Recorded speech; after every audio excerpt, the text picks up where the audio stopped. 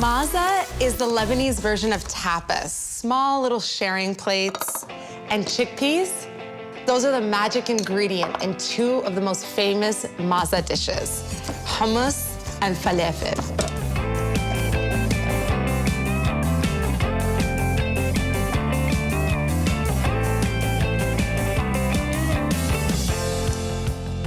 And a little bit of oil to get things started.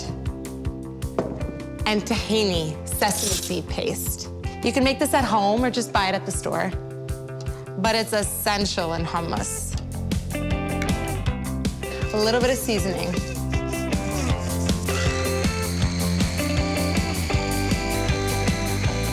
I just wanted to get my liquids blitzed up first. And now, my creamy chickpeas.